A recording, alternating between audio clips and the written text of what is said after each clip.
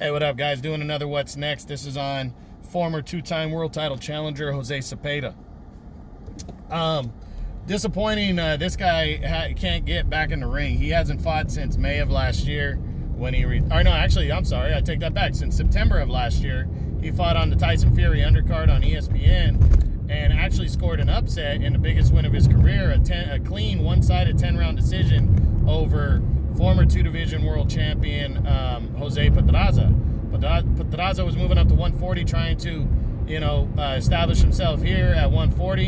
And Zepeda was coming off of that really close majority decision loss to Jose Ramirez when he fought for the WBC title in February of last year. So it was a breakout year for Zepeda, and surprisingly, nobody wants to get in front of him to fight. Now, I thought he was with Top Rank, but he's not. He's with another. He's not with Golden Boy either. He's with his own promotion. So, not sure what he's going to do next. Haven't heard anything, but I'm hoping it's some kind of a final eliminator, because he is number 3 in the WBC right now, and number 1 Victor Postol is getting the next title shot, and number 2 Regis Prograis is likely not going to fight for a title. He's probably going to move up and wait, or go for a rematch with Josh Taylor, who's not the WBC champion. So I'm leaning towards Zepeda could very well be fighting in a final eliminator next. But let's run up through the top 10 and see what's next for Jose Zepeda.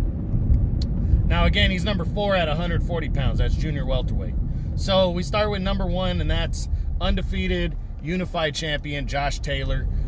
This fight's not going to happen next. Taylor has a mandatory due, an IBF title mandatory due, title defense due. So Zepeda's not on his radar. Not happening next. Number 2 is a rematch with WBC champion and unified champ Jose Ramirez. Not happening next. Ramirez has a mandatory due against Victor Postol next, and then after that he has an IBF title mandatory due. WBO title mandatory due. So this fight's not happening next either. Number 3 is Regis Prograis.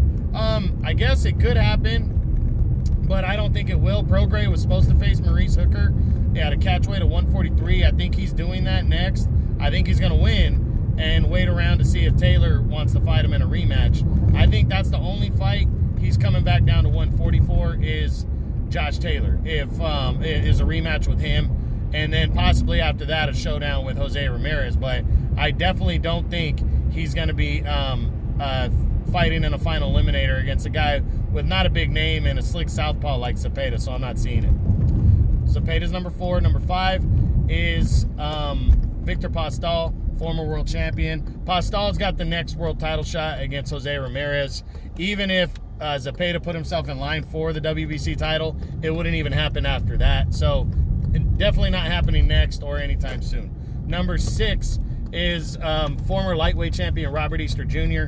Robert Easter's not even ranked in any governing body at 140, and he definitely isn't ranked in the WBC. So that'd be the only way I think Easter wouldn't fight a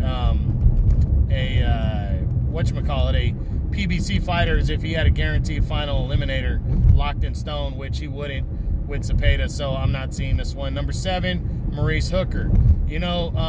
Hooker, I don't believe, is coming back down to 140 at all.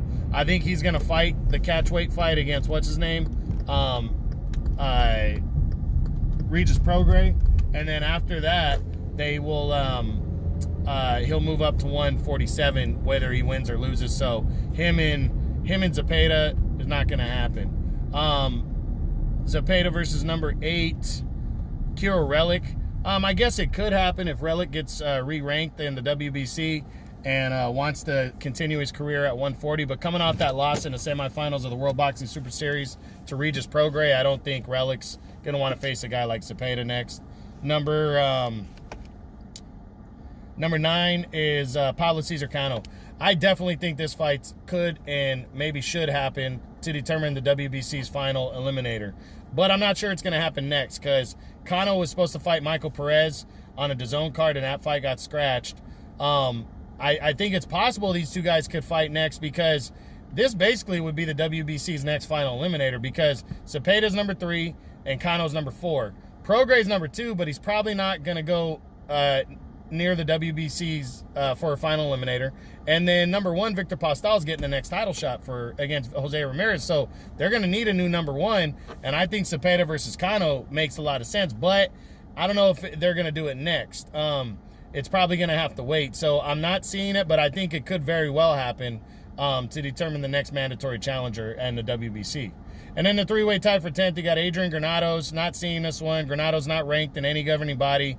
And Zepeda's not with PBC. I don't see these two guys locking horns. Ivan Barianchik, another guy that could face him in a final eliminator. Barianchik's number 5 in the WBC. If Kano were to pass on it, or the WBC were to re-rank and these two guys are sitting at the top, I think it is possible these two guys could lock horns. Personally, I think Barianchik's going to go for the IBF final eliminator, but I wouldn't be surprised if he faced Cepeda either, so it could happen. And then finally, Rances Barthelemy is in the 3-way tie for 10th, the former 2-division champ. It's not going to happen next, and I doubt it happens at all because Zepeda's not with the PBC, and he'd be a real threat to Barthelemy. Barthelemy always likes to play it safe and always stays within PBC or plays it safe. Zepeda is neither one of those. He's not going to be a safe opponent, and he's not with the PBC. So Barthelemy would probably end up locking horns with he's actually going to fight for the interim WBA title against Albert Puello, undefeated, unknown Albert Puello. So what do I think Zepeda's going to do next? Honestly, I think he's probably just going to have to stay busy ahead of what should be a final eliminator, hopefully by the end of the year, against either Pablo Cesar Cano or Ivan Barianchik. He's probably going to the zone to fight either one of those guys because Cano's with Golden Boy and Barianchik's with Matchroom. So look forward to hopefully that by the end of the year, but likely going to be staying busy in his next fight and coming back. So that's it. That's the what's next on Jose Cepeda, my number 4 junior welterweight in the world right now, a former 2-time world title challenger. Hope you enjoyed it. True Boxing, you've been hit with the truth.